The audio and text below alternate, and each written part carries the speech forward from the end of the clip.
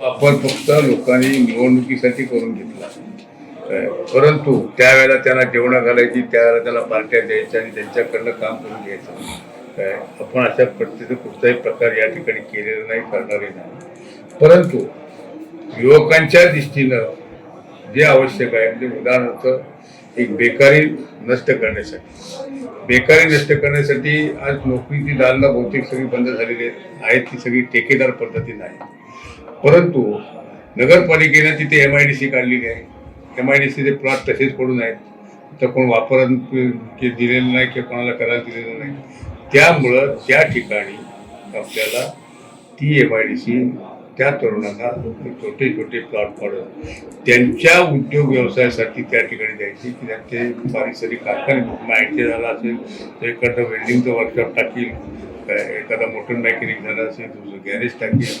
अशा पद्धतीनं कोल्हापूर बिलापूर ह्या साईडला जशी जी MIDC वरती आहे त्याच्यामध्ये बारीक व्यवसाय सुरू झाले, तशा पद्धतीचे व्यवसाय करायचे की त्याच्या अनुषंगानं आणखी 4 लोक त्यांच्या हाताखाली लागतील आणि बेकारी नष्ट होण्याचा प्रकार त्या ठिकाणी. दुसरा प्रश्न असा आहे की युवकांच्या दृष्टीनं आता इलेक्ट्रो मीडिया एवढं वाढलेलं आहे. त्या इलेक्ट्रो मीडियामुळे कलाकारांना आणि मीडिया जो आहे त्या मीडियामध्ये कलाकारांना चांगल्या प्रकारचा स्कोप मिळाला, पण कलाकारांना प्रशिक्षण घ्यायला अशी एकही संस्था नाही. मध्यंतरीच्या काळामध्ये आम्ही ज्या 74-75 साली ज्या इमारती बांधल्या त्या इमारती आता जीर्ण अवस्थेमध्ये आणल्या. लोकांची ती बिल्डिंग पडल्यानंतर मग बांधण्यापेक्षा बिल्डिंग पडण्यापूर्वी त्याचं ते हे केलं पाहिजे. त्याचं लाईफ साधारणतः 27 वर्षाचं असतं. त्या 27 वर्षाचं लाईफ आता कधीच संपून गेलेलं आहे. त्यामुळे त्या इमारती करून त्या ठिकाणच्या इमारत बांधणं, त्या ठिकाणी व्यायामशाळा वगैरे ह्या गोष्टी चालू करणं. तिकडचं महिला केंद्र जे आहे गणपती मंदिर महिला क्रीडा केंद्र, ती तशीच इमारत पडून आहे. मागे त्याच्यातून ते आत्महत्या पण केली होती. असं ते वापरत नाही. ते पवन तलावावर एक इमारत बांधलेली आहे, ती तशीच पडून आहे. असं म्हणजे नवीन काही नाही, पण जुना आहे त्याचाही काही वापर करण्यात आलेला नाही. हे सगळं आपल्याला परिवर्तन करायचं आहे. म्हणजे प्रकाशपणा जो आलेला आहे तो त्याच्यावर आणायचा आहे.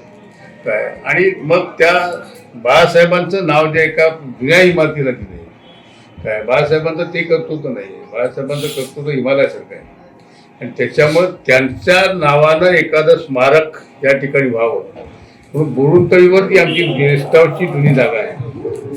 त्या ठिकाणी अशा पद्धतीचं एक प्रशिक्षण केंद्र उभं करणं की त्याच्यामध्ये कलाकारांना त्या ठिकाणी प्रशिक्षण देता येईल, महिलांना रोजगाराच्या दृष्टीने प्रशिक्षण देता येईल.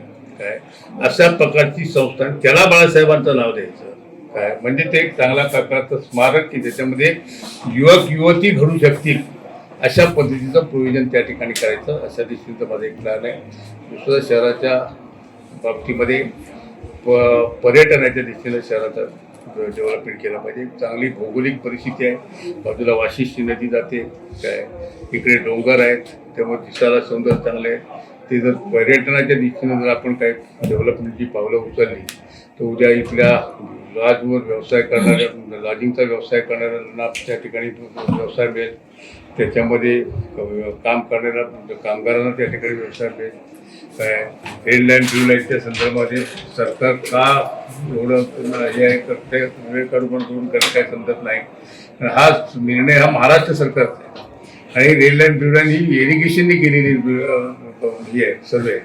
आता गाळ बी काढून झालं, सगळं निघालेलं आहे आणि निघाल्यानंतर आता त्या ठिकाणी आपल्याला रेड लाईन ब्लू लाईन ठेवण्याचं काही कारण नाही. त्यामुळे तो आता त्यांचा सर्वे झालेला आहे आणि इरिगेशनने सर्वे पण केलेला आहे आणि ती रेड लाईन ब्लू लाईन आता सरकवली, पण तो अहवालाला अजून राज्य शासनानं मंजुरी दिलेली नाही. आणि त्यामुळं शहरातली बांधकामं थांबल्यामुळं जे अनेक व्यावसायिक आहेत, गवंडी असतील, कढई असतील, कोण कामगार असतील, प्लास्टरवाले असतील, वाळूवाले असतील, हे सगळ्यांचे रोजगार त्या ठिकाणी थांबलेले आहेत. सिमेंटचा व्यवसाय करणारे व्यावसायिक असतील त्यामुळं ते तातडीनं हलवणं आणि शहराचा डेव्हलपमेंट प्लॅन करणं, त्या डेव्हलपमेंट विकास करणं. आणि तिसरं असं आहे की आता गव्हर्नमेंटने, पूर्वी आम्ही ज्यावेळेला नगरपालिकेमध्ये होतो त्यावेळेला लँड ॲक्विजिशनसाठी गव्हर्नमेंट आम्हाला पैसे द्यायचं, त्यामुळं त्या जमिनी आम्ही संपादित करू शकतो आणि त्याच्यावर डेव्हलपमेंट करू शकतो. आता त्यांनी त्याचा 40% APSR काढलं. आता हा FSI चिपळूणच्या नागरिकांना आणखी 25-30 वर्ष काय उपयोगाचा नाही. ज्या वेळेला शहर विकसित होईल आणि ज्याला प्लॉट छोटे शिल्लक राहतात त्याला FSI बिल्डर लोक विकत घेऊन त्याच्यावर बांधू शकतील. पण आज प्लॉटच एवढे मोठे पडलेले आहेत की त्याच्यावर FSIचा काय उपयोग होणार नाही. त्यामुळं नॅशनल हायवेला ज्या पद्धतीनं तुम्ही रेट दिलात त्याच पद्धतीचे रेट त्या ठिकाणी नगरपालिकेच्या आरक्षणाला द्यावेत आणि त्याला शासनानं अनुदान द्यावे. जे DPOवर आरक्षित आहेत ते, बाकी त्याला गव्हर्नमेंटला पण देता येत नाही, पण DPOवर जे आरक्षित जागा आहेत त्या संपादित करण्यासाठी त्याच्यातून त्यांनी पैसे शासनानं द्यावे. पण तो प्रयत्न आपला निश्चितपणे त्या ठिकाणी राहणार आहे. म्हणजे त्या डेव्हलपमेंटला एक चालना त्या ठिकाणी मिळेल. दुसरा आता नॅशनल हायवेचा रस्ता आहे, तिथे फ्लायओव्हर झालं आहे. उद्या त्या ठिकाणी खाली झोपड्या वगैरे राहतील, कोणती हे राहतील आणि सगळं शहराच्या दिशेने ती दिसेल. म्हणून ती जागा नगरपालिका आम्ही मागणी करणार आहोत. त्याच्याखाली चांगल्या प्रकारचं गार्डन डेव्हलप करायचं, त्याच्याखाली वॉकिंग ट्रॅक करायचा, संध्याकाळी लोकांना बसण्यासाठी बागं बिकं ठेवायची.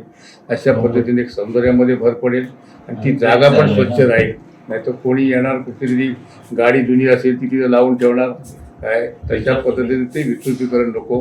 कारण कोण झोपडपट्टीवाला कामगार येणार तो खाली झोपडं बांधणार, तर वरती काय त्याला छत बांधायची गरज नाही, आपोआप फ्लायओव्हर आहे.